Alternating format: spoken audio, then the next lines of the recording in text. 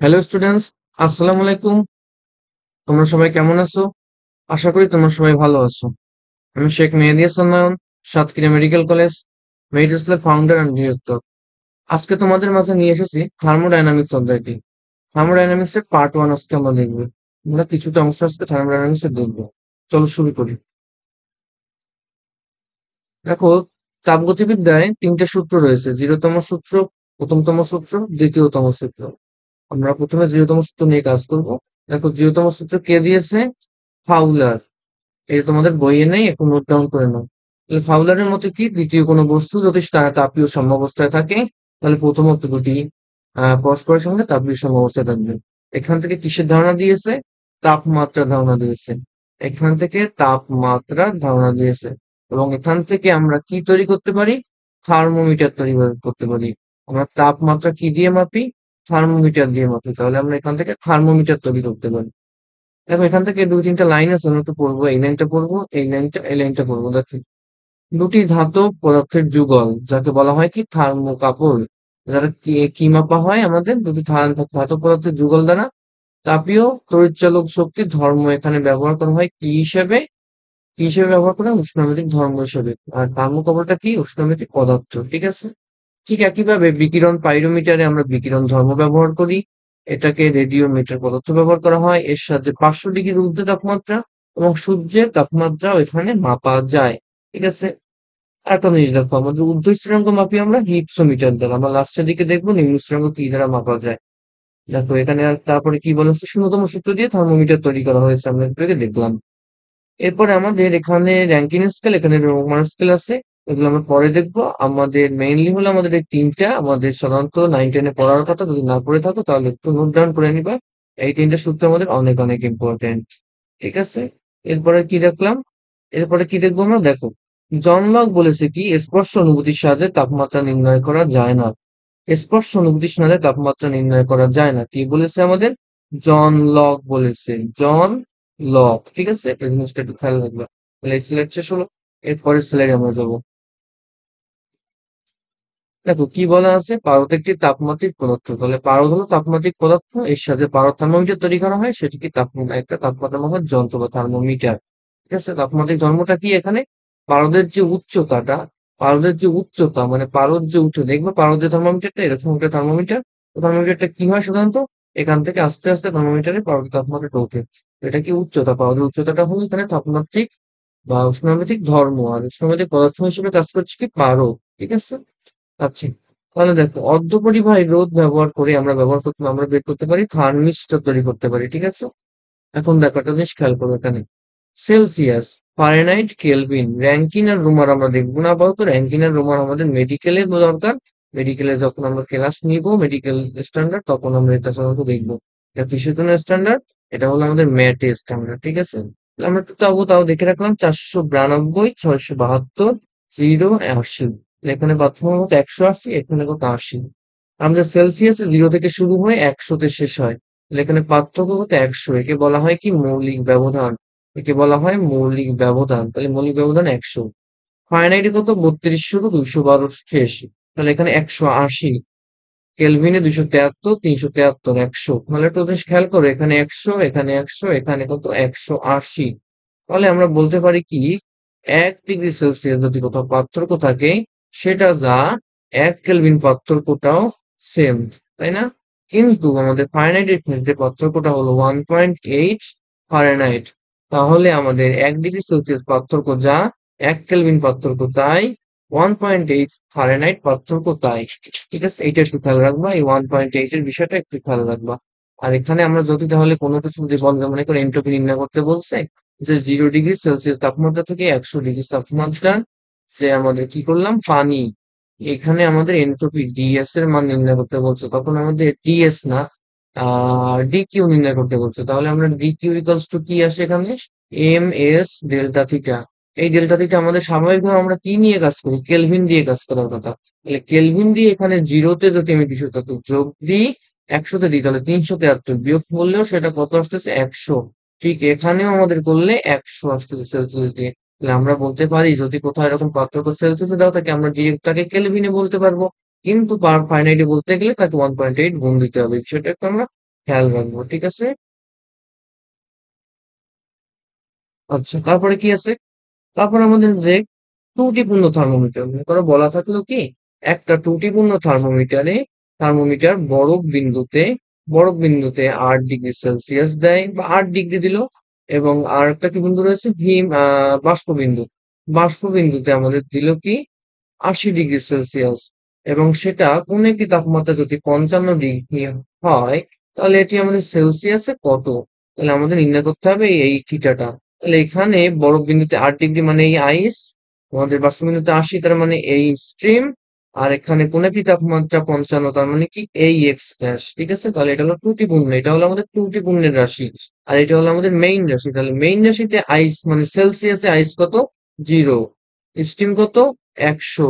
আর এখানে থিটার মানটা আমাদের তাহলে নির্ণয় করতে আমাদের সহজ হয়ে যাবে, ঠিক আছে? তাহলে এটা সেলসিয়াস যদি কনভার্ট করা হয় তাহলে এরকম একটা সূত্র আসে, ফারেনহাইট এরকম, কেলভিন এরকম, তাহলে একটু দেখে নিবা। এটা স্বাভাবিক ব্যাপার। তাহলে আমাদের এখান থেকে কিন্তু আমাদের খুলনা ভার্সিটি বা কৃষি কোথাও একটা প্রশ্ন আসছিল, গত রিসেন্ট একটা প্রশ্ন আসছিল। তাহলে আমরা এটা একটু খুব ভালো করে খেয়াল রাখবো যে আমাদের ত্রুটিপূর্ণ থার্মোমিটারের ক্ষেত্রে আমাদের আমরা কিভাবে সেটা নির্ণয় করতে পারি, ত্রুটিপূর্ণ থার্মোমিটারে আমরা কিভাবে সেটা নির্ণয় করতে পারি, ঠিক আছে? এটা ত্রুটিপূর্ণ থার্মোমিটারের ক্ষেত্রে এটা একটা সূত্র, গুরুত্বপূর্ণ একটা সূত্র, কিন্তু এটা অনেক অনেক ইম্পর্টেন্ট একটা সূত্র। তো ভালো করে আমরা খেয়াল রাখবো, এটা ম্যাথ হোক ভার্সিটি হোক সব ক্ষেত্রেই আমাদের ইম্পর্টেন্ট একটা সূত্র। তাহলে আমরা কি করব, এই পাশেরটা হলো আমাদের ত্রুটিপূর্ণ রাশি, এই পাশেরটা হলো আমাদের মেইন রাশি। যখন সেলসিয়াস তখন সেলসিয়াস, যখন ফারেনহাইট তখন ফারেনহাইট, যখন কেলভিন তখন কেলভিন হিসেবে আসবে, ঠিক আছে? এরপরের স্লাইডে তাহলে আমরা যাই। এখানে কি আছে? Finite thermometer. আমরা যদি একটু দেখি খেয়াল করে যে আমাদের কোথাও যদি আমাদের কারো বাবা মা বা কারো যদি জ্বর হয়, তাহলে আমরা তখন কি বলি যে তার তাপমাত্রা কত আসছে? 103 ডিগ্রি, 104 ডিগ্রি। এগুলো সাধারণত কি হয়? আমাদের 32 থেকে শুরু হয়ে 212-তে ফারেনহাইট শেষ। তাহলে এর মাঝখানে 104 পড়ে, তাই না? 104 ডিগ্রি ফারেনহাইট। তাহলে আমরা এই যে জ্বরটা মাপি, এগুলো মাপি হলো আমাদের ফারেনহাইটে। এই কারণে ফারেনহাইটকে বলা হয় কি ডাক্তারি বা ক্লিনিক্যাল থার্মোমিটার বা চরম থার্মোমিটার। কারণ কি আমাদের চরম পর্যায়ে এটা ব্যবহার করা হয়, ঠিক আছে?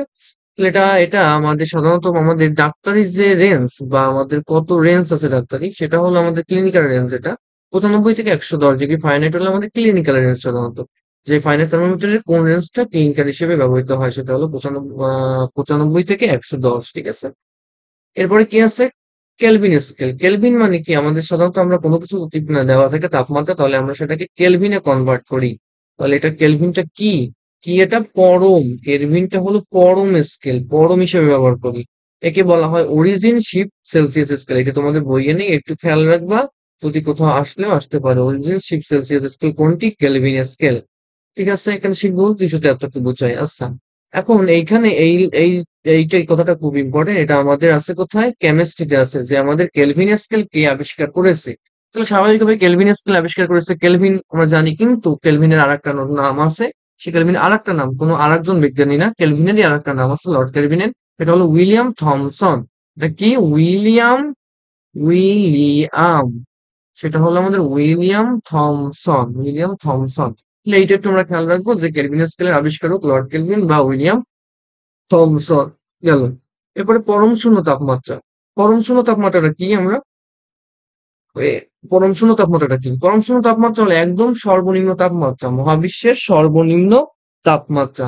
তাহলে পরম শূন্য তাপমাত্রা কত? 0 ক্যালভিন।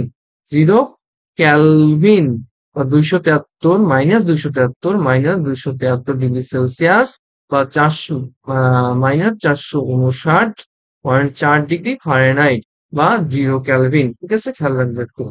এইটা আমরা সাধারণত নির্ণয় করতে পারি যে আমাদের কোনো কিছু সেলসিয়াসে থাকলে তার 273 প্লাস হলো আমাদের কেলভিনে আসে।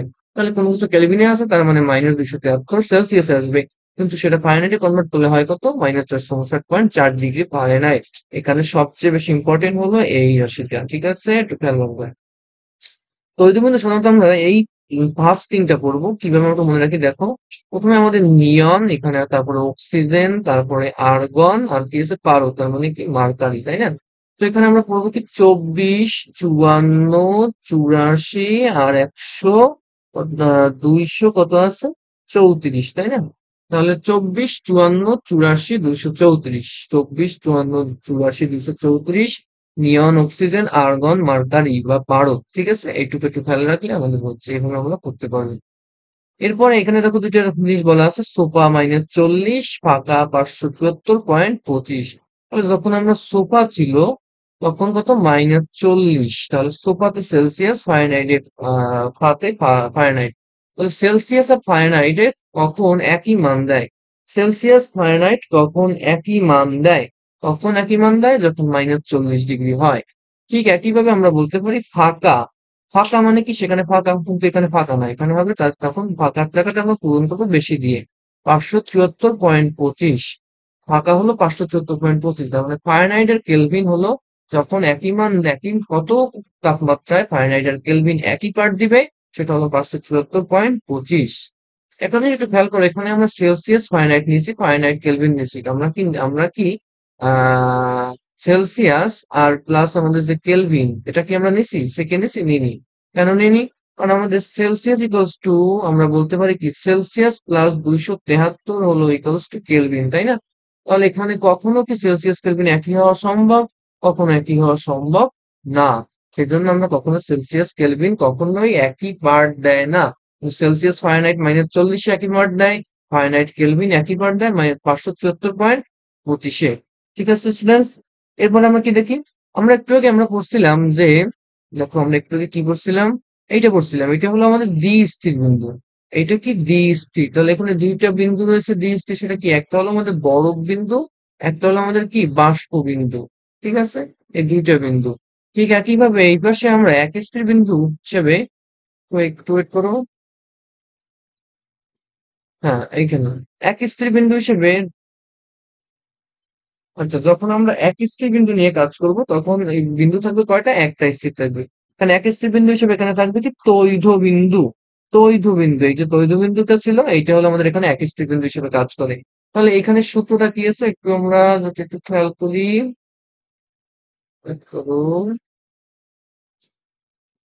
আচ্ছা দেখো এখানে সূত্রটা কি আছে, টি। মনে করো একটা তাপমাত্রা নির্ণয় করতে বলছে, সেই তাপমাত্রা কি দেওয়া আছে যে, পি টি বাই পি তৈধ বিন্দু গুণ 273.6, এরকম একটা সূত্র, তাই না? তাহলে এখানে মনে করো বলা আছে যে তৈধ বিন্দুতে কোন একটি পরিবাহী তৈধ বিন্দুতে চাপ যদি এত হয়, তৈধ বিন্দুতে চাপ যদি আমাদের 100 হয়, 100 প্যাসকেল হয়, এবং কোন একটি অজানা তাপমাত্রা এক্স, অজানা তাপমাত্রায় চাপ যদি 50 কি প্যাসকেল হয়, তাহলে সেই অজানা তাপমাত্রাটা এক্সটা কত, তাহলে এক্সটা তো হলে কোন টি। এখানে দুটো বসে এখানে সাথে গুণ দিবা, তাহলে আনসার হয়ে যাবে। তাহলে এই হলো আমাদের এক স্থির বিন্দু। তাহলে এক স্থির বিন্দুতে আমরা কোনটা হিসাব করি সাধারণত, তৈধ বিন্দুটা হিসাব করি। ঠিক আছে, আচ্ছা, এরপরে দেখো এখানে কি আছে, তাপ ও কাজের মধ্যে সম্পর্ক। তাপ ও কাজের মধ্যে সম্পর্ক হিসেবে আমরা কি একটা জে, জে ইকুয়ালস টু কি, ডাব্লিউ বাই কিউ। তাহলে ডাব্লিউ এর একক জুল, কিউ এর একক কি ক্যালোরি, কিউ এর একক কি ক্যালোরি, তাহলে কি জুল পার ক্যালোরি। এটা তোমরা অবশ্যই জানো, আমরা অনেক অনেক অধ্যায় পড়েছো এই সেম সেম জিনিস। এটা নিয়ে আমরা বেশি একটা আলোচনা করব না। এটা হলো যান্ত্রিক সমতা। তারপরে আমরা যাই, আচ্ছা তারপরে কি আছে আমরা একটু দেখি। দেখো এখানে সিজিএস এককে যান্ত্রিক সমতা, এসআই এককে যান্ত্রিক সমতা দেওয়া আছে। একটা জিনিস এটা তোমরা একটু খেয়াল করো না, যে আমরা জানি 1 ক্যালোরি ইকুয়ালস টু কি 4.2 জুল। এটা আমরা জানি 1 ক্যালোরি মানে কি 4.2 জুল। তো আমরা কি জানি 1 জুলে কত ক্যালোরি? আমরা জানি না। তাহলে আমরা 1 জুলে কত ক্যালোরি, 1/4.2 করলে আসবে কত, 0.24 ক্যালোরি। 0.24 ক্যালোরি। ঠিক আছে, এইটাই আমাদের একটু জানার বিষয়। তাহলে তাপগতিবিদ্যার 0তম সূত্র হলো তাপমাত্রা নিয়ে আলোচনা করে। এ থেকে আমরা বানাতে পারি কি, থার্মোমিটার, তাই না? ঠিক একইভাবে তাপগতিবিদ্যার প্রথম সূত্র আসলো। প্রথম সূত্র একটা শক্তির নিত্যতা, শক্তির নিত্যতার বিশেষ রূপ, এটি ক্লোসিয়াস ব্যাখ্যা করেছে। অ্যান্ড এটার যে গাণিতিক রূপ, এই যে গাণিতিক রূপটা, এই গাণিতিক রূপটা দিয়েছে হলো আমাদের জুল। গাণিতিক রূপটা কে দিয়েছে, জুল দিয়েছে। জুল দিয়েছে কি, গাণিতিক রূপ। ঠিক আছে, গাণিতিক রূপ দিয়েছে আমাদের জুল। আর আমাদের মেইনলি এই সূত্রটা দিয়েছে বা সাধারণভাবে প্রকাশ করেছে, যদি বলে এই তাপগতিবিদ্যার প্রথম সূত্রটি সাধারণভাবে প্রকাশ করেছে কে, তাহলে জুল। তাপগতিবিদ্যার প্রথম সূত্রটি কে গাণিতিকভাবে প্রকাশ করেছে? জুল। আর কে প্রকাশ করেছে? ক্লসিয়াস। ঠিক আছে। আচ্ছা, এইখানে কিছু মাপকাঠি রয়েছে, মাপকাঠিগুলো তোমরা সুন্দরভাবে দেখে নিবা। এখন দেখো এখানে আরো কিছু বিষয় আছে, আমরা একটু দেখি। DQ equals to DU plus DW. এখানে ডিকিউ কি তাপ, ডিইউ কি অভ্যন্তরীণ শক্তি, যেটা অভ্যন্তরীণ শক্তি আমরা পরবর্তীতে দেখবো কি মেয়রের একটা প্রকল্প, মেয়রের প্রকল্প নামে একটা বিষয় আছে। একটা কি আছে, মতবাদ আছে, সেখানে বলা আছে যে অভ্যন্তরীণ শক্তি টি বা তাপমাত্রার উপর নির্ভর করে। আর ডিডব্লিউ মানে কি? ডিডব্লিউ ইকুয়ালস টু পিডিভি, মানে কাজ। ঠিক আছে, ডিডব্লিউ কাজ ইকুয়ালস টু পিডিভি। ঠিক আছে। আচ্ছা, এরপরে আমরা তো দেখি আহ দেখো এখানে কি বলা আছে, এটাকে আমরা একটু জুম করি, আমরা একটু এই জায়গাটা একটু জুম করি। ওয়েট, জুম করবো এই জায়গাটা জুম করি। দেখো এখানে কি বলা আছে, সিস্টেমে যখন তাপ দেয় তাহলে কি বলছি, D Q equals to DU plus V W, তাই না? এখানে সিস্টেমে যখন এটা তাপ, প্রথমে আমি এখানে আসলে যখন সিস্টেমে তাপ দেওয়া হয় তখন এটা প্লাস বা তাপ গ্রহণ করে। ঠিক সিস্টেম থেকে যখন তাপ বের হয়ে যাচ্ছে তখন এটা মাইনাস হিসেবে থাকবে, যখন তাপ দিচ্ছি তখন প্লাস, যখন এটা বের হচ্ছে তখন মাইনাস। ঠিক একইভাবে অভ্যন্তরীণ শক্তি যখন বৃদ্ধি পাচ্ছে তখন প্লাস, যখন বৃদ্ধি হ্রাস পাচ্ছে তখন মাইনাস। তাহলে আমাদের তাপমাত্রা যখন কমতেছে তখন মাইনাস, তাপমাত্রা বৃদ্ধি পেলে প্লাস। এটা তো আমরা বুঝলাম, কিন্তু ডি ডাব্লিউ এর এখানে সমস্যা আছে। দেখো তাহলে আমাদের এই অনুযায়ী কি হওয়ার কথা, এখানে বলছিলাম তাপ দিচ্ছে সিস্টেমে তখন আমরা ডিকিউ প্লাস, তার মানে আমরা এই সিস্টেমের উপর কাজ করব তখন প্লাস হওয়ার কথা, কিন্তু না। কি হবে, সিস্টেমটা যখন কাজ করবে তখন ডিডব্লিউ প্লাস, সিস্টেমটা যখন কাজ করবে তখন ডিডব্লিউ প্লাস, আর সিস্টেমের উপর যখন কাজ করবে তখন ডিডব্লিউ কি মাইনাস। ঠিক আছে, সিস্টেম দ্বারা কাজ করলে প্লাস, আর সিস্টেমের উপর কাজ করলে মাইনাস। এখানে ডিরেক্ট বলা থাকবে যে, মনে করো বলা থাকলো যে সিস্টেমের উপর কাজ, সিস্টেমের উপর এত জুল কাজ করছে, বলা থাকবে কি সিস্টেমের উপর 500 জুল কাজ করতেছে। এখানে কিন্তু তোমার মাইনাস বলা থাকবে না, সিস্টেমের উপর 500 জুল কাজ করতেছে, তোমার ধরে নিতে হবে ওখান থেকে যে এটা -500। ঠিক আছে, -500 তোমার ধরে নিতে হবে। ঠিক আছে, তারপরে আমরা যাই। এখন কিছু অঙ্ক আমরা অবশ্যই সলভ করব। এই অধ্যায়ে আমরা অঙ্কগুলো সলভ করব, আস্তে আস্তে দেখাবো আমরা এই সেশনে, তাপগতিবিদ্যা সেশনে আমরা আস্তে আস্তে দেখবো। ঠিক আছে, তারপরে দেখবো। আচ্ছা, কয়টা আছে এটা আমাদের বাকি আছে? 6 নম্বরে আছে আমরা 7, 8, 9, বেশি আমাদের বাকি নেই। 6, 7, 8, 9, আমরা 4টা পড়লে এই সিরিজটা শেষ করবো। আচ্ছা দেখো, সমষ্ণ বক নিয়ে আমরা এখান থেকে প্রথম সূত্র তাহলে তাপমাত্রা ধারণা দেয়, পাই কি আমরা থার্মোমিটার। দ্বিতীয় সূত্র 0তম সূত্র তাপমাত্রা ধারণা দেয়, আমরা পাই কি থার্মোমিটার। প্রথম সূত্র অভ্যন্তরীণ শক্তির ধারণা দেয়, অভ্যন্তরীণ শক্তির ধারণা দেয়। আর দ্বিতীয় সূত্র কি এন্ট্রপির ধারণা দেয়। ঠিক আছে। আচ্ছা, এখান থেকে দেখো আমাদের যেটা যেটা পড়ার দরকার, প্রথমে পিভিটি, আমরা সাধারণত পিভিটিএস একে বলি হলো তাপগতীয় চলক বা তাপগতীয় রাশি। এখান থেকে পিভিটি কে মেইনলি আমাদের বলা হয় কি তাপগতীয় চলক বা রাশি, তাপগতীয় চলক বা রাশি। ঠিক আছে। পরে লাস্টে 3টা কিন্তু দেখো, উন্মুক্ত সিস্টেম, বদ্ধ সিস্টেম আর বিচ্ছিন্ন সিস্টেম। এই জিনিসটা কি, দেখো কোনো কিছু যদি উন্মুক্ত থাকে তার মানে কি সেখান থেকে আমি যে কোনো কিছু নিয়ে যেতে পারবো, তাই না? তাহলে উন্মুক্ত থাকা মানে হলো সেখান থেকে আমরা যে কোনো কিছু নিয়ে যেতে পারবো। তাহলে উন্মুক্ত যখন বলবে তখন কি হবে দেখো, তখন উন্মুক্ত বলবে তখন সেখান থেকে আমরা ভর প্লাস শক্তি সেই সব কিছু বিনিময় করতে পারবো। যখন এটা বদ্ধ আছে তখন কি, এর ভরটা বদ্ধ আছে তার মানে এখান থেকে কিছু আমরা ভর নিতে পারবো না, কিন্তু এখান থেকে আমরা কি শক্তিটা অবশ্যই কোনো মাধ্যম না মাধ্যমে আমরা ব্যয় করতে পারবো, আমরা এখান থেকে শক্তি বিনিময় সম্ভব। যখন বিচ্ছিন্ন আকারে আছে তার মানে এর সবকিছু এখানে ওখানে ছড়িয়ে ছিটিয়ে আছে, তার মানে এর ভরও ছড়িয়ে ছিটিয়ে আছে, এর শক্তি তো আগেই ছড়িয়ে ছিটিয়ে আছে, তার মানে এখান থেকে কিছু বিনিময় সম্ভব নয়। তার মানে উন্মুক্ততে ভর শক্তি বিনিময় সম্ভব, বদ্ধ সিস্টেমে শক্তি বিনিময় সম্ভব, বিচ্ছিন্নতে কোনো কিছুই বিনিময় সম্ভব না। ঠিক আছে স্টুডেন্টস, এরপরের স্লাইডে যাই আমরা। 7 নম্বরে গেলাম। আমাদের 4টা তাপগতীয় প্রক্রিয়া রয়েছে, আমরা এক একটা করে দেখবো। প্রথমে আছে আমাদের সমষ্ণ, তারপর আছে কি রুদ্ধ তাপীয়, তারপরে আছে কি সম আয়তন, তারপরে আছে কি সমচাপ। ঠিক আছে, তাহলে এই চারটা চারটা আমাদের তাপগতীয় প্রক্রিয়া রয়েছে। প্রথমে আছে কি দেখো সমষ্ণ, তাহলে আমাদের সূত্রটা কি ছিল, D Q equals to DU plus D W. ঠিক আছে, তাহলে সমষ্ণ মানে কি, সমষ্ণ মানে সমউষ্ণ, মানে T1 ইকুয়ালস টু T2, তাহলে এখান থেকে বলা যায় U1 ইকুয়ালস টু U2, তাহলে এখান থেকে বলা যায় কি ডিটি ইকুয়ালস টু জিরো। এখান থেকে তেমন ভাবে বলা যায় ডিইউ ইকুয়ালস টু জিরো, তাহলে এইটা জিরো। তার মানে আমরা কি বলতে পারি ডিকিউ ইকুয়ালস টু ডিডাব্লিউ। একটু খেয়াল করো, এখান থেকে যখন আমি কাজ নির্ণয় করতেছিলাম তখন কি করা লাগছিল, ডিকিউ মাইনাস ডিডাব্লিউ করা লাগছিল, ডিইউ করা লাগছিল, তাই না? এখান থেকে যখন ডিকিউ বের করছি, মানে কাজ বের করতেছি ডিরেক্ট, তখন ডিরেক্টে ডিকিউ কে নিচ্ছি, কিন্তু এখান থেকে কিন্তু ডিকিউ থেকে ডিইউটা বাদ দেওয়া লাগতেছে, তাই না? তাহলে আমি বলতে পারি এখানে কাজটা আমি সর্বোচ্চ পাচ্ছি, ডিরেক্ট একদম কিউটাকেই কাজ হিসেবে পাচ্ছি। আমরা এখানে আমি বলতে পারি সর্বোচ্চ কাজ পাচ্ছি। এখানে আমি বলতে পারি কি সর্বনিম্ন অভ্যন্তরীণ শক্তি পাচ্ছি, কারণ এখানে যেহেতু জিরো।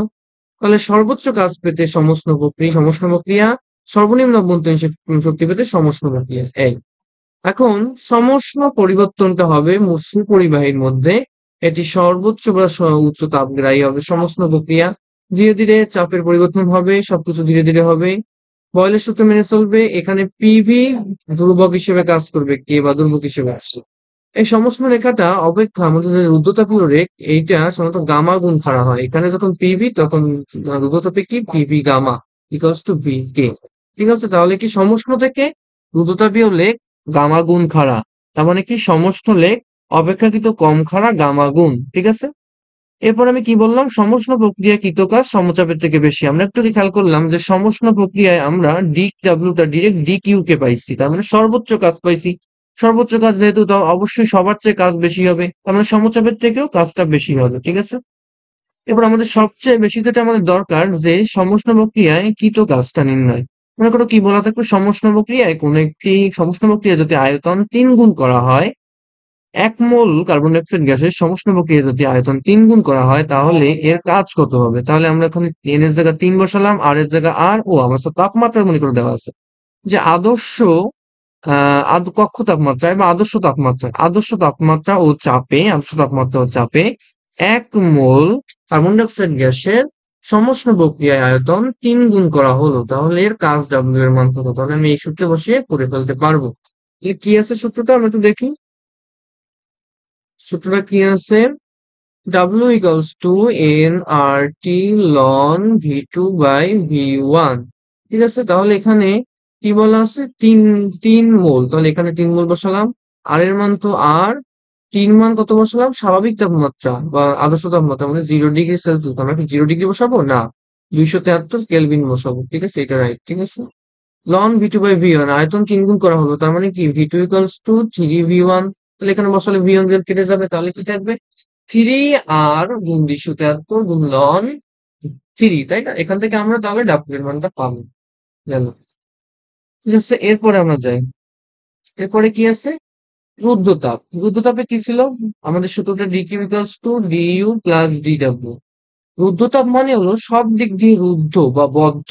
তো বদ্ধ যখন আসে তখন এখানে কি তাপের সেন্সটা জিরো হবে, তার মানে ডিকিউ ইকুয়ালস টু তখন জিরো হবে। রুদ্ধতাপ মানে হলো রুদ্ধ আছে, তার মানে সব দিক দিয়ে কি আছে এখানে কুপরিবাহী, তাপগ্রাহিতা নিম্ন দ্রুত পরিবর্তন, এটি কি ডিকিউ ইকুয়ালস টু জিরো। তাহলে এইটা জিরো হলে এটা আমি বলতে পারি কি DW equals to minus DU বলতে পারি।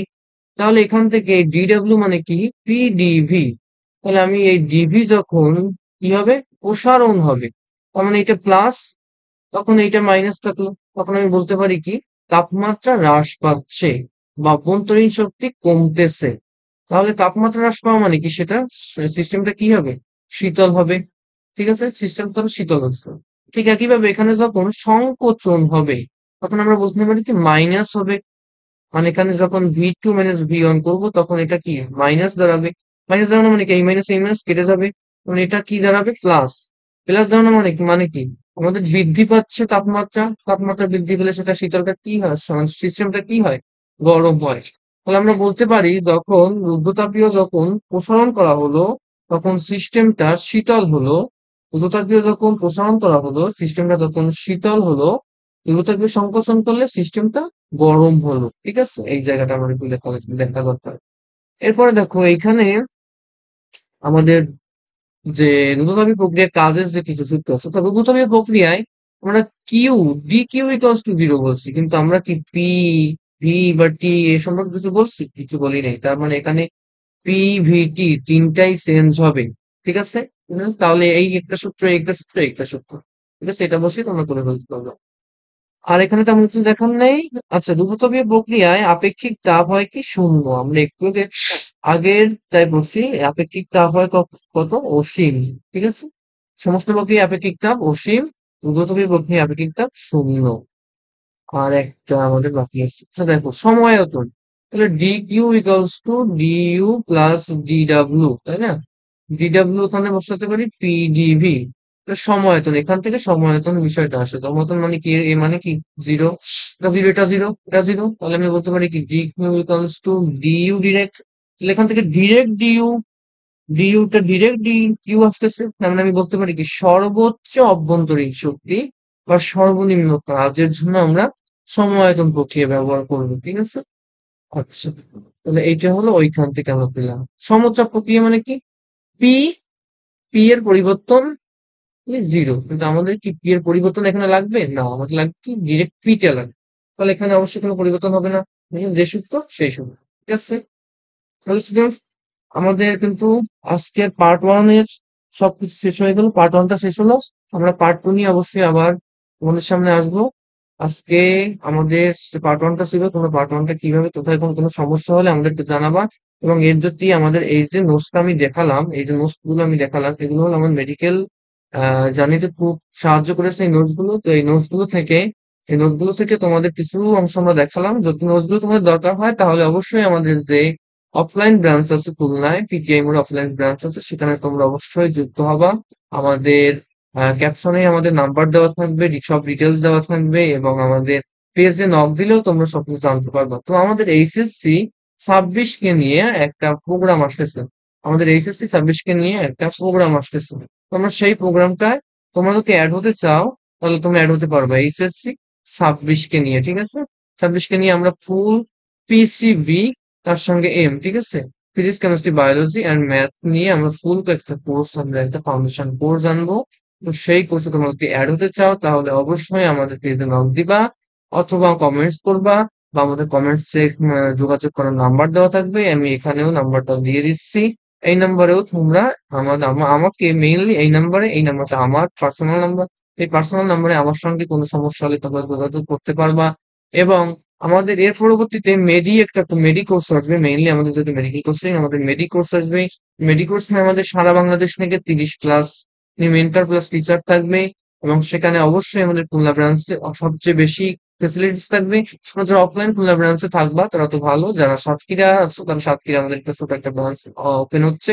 তো সেখানে আমরা থাকবো তোমাদের সঙ্গে, এবং অনলাইন সবসময় আমরা সাপোর্ট দিতে থাকবো। এবং আস্তে আস্তে আমাদের ফিজিক্স সিরিজ, কেমিস্ট্রি, বায়োলজি এক এক করে আমরা আস্তে আস্তে ছোট ছোট করে ক্লিপস আকারে পার্ট 1, 2, 3 এভাবে করে আমরা প্রত্যেকটা ক্লাসের উপর বিভিন্ন ক্লাস মানে আস্তে আস্তে ভিডিও আপলোড দিতে থাকবো।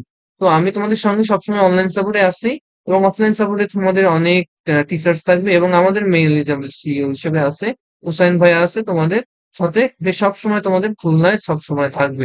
তো সে আমাদের মেইনলি ম্যাথ ডিপার্টমেন্টটা দেখবে। ঠিক আছে? ম্যাথ ডিপার্টমেন্টটা দেখবে। হ্যাঁ, ম্যাথ ডিপার্টমেন্টটা দেখবে। ঠিক আছে? তাহলে আর আমি তোমাদের সঙ্গে সবসময় ফিজিক্স কেমিস্ট্রি বায়োলজির সঙ্গে সবসময় অনলাইনে তো আছি, এবং অফলাইন হিসেবে ফিজিক্স বায়োলজি আমি এটা দেখবো। এবং কেমিস্ট্রিতে তোমাদের কেএমসি থেকে এক ভাইয়া তোমাদের দেখবে। আর আমি তো আছি। ঠিক আছে? তো স্টুডেন্টস, আজকে এ পর্যন্তই। আমরা পরবর্তী পার্ট 2 নিয়ে অবশ্যই সামনে আসবো। এবং এই নোটটা তোমরা যদি পেতে চাও তাহলে অবশ্যই আমাদের পেজে নক করতে হবে। এবং যদি তোমরা আমাদের প্রাইভেট ব্যাচে যুক্ত হতে চাও তাহলে অবশ্যই কমেন্ট দেওয়া নাম্বারে যোগাযোগ করবা, অথবা আমাদের পেজে ডিরেক্ট মেসেজ দিতে পারো। ঠিক আছে স্টুডেন্ট, তাহলে আজকে এ পর্যন্তই। তোমাদের সবাইকে অবশ্যই ধন্যবাদ, এবং আমি তোমাদের সঙ্গে সবসময় আছি।